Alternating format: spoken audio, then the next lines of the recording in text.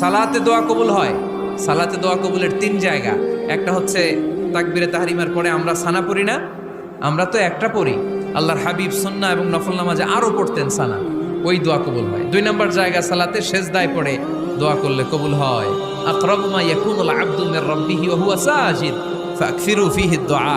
বান্দা যখন সেজদায় লুটিয়ে পড়ে বান্দা আল্লাহর সবচেয়ে কাছে চলে যায়। কিন্তু বিশ্বনবী বলে সেজদাটা তোমার রবের কুদরতি পায়ের উপরে পড়েছে। সেজদায় পড়ে দোয়া করেন। সালাম ফিরানোর আগে বিশ্বনবী দোয়া করতেন, লা ইউসাল্লিমান্না আহাদুকুম হাত্তা ইয়াতাআওয়াযা মিন আরবা'a।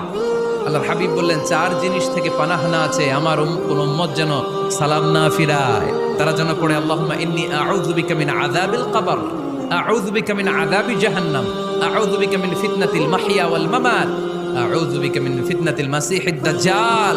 আল্লাহ কবরের আযাব থেকে বাঁচাও, আল্লাহ জাহান্নামের আগুন থেকে বাঁচাও, আল্লাহ জীবন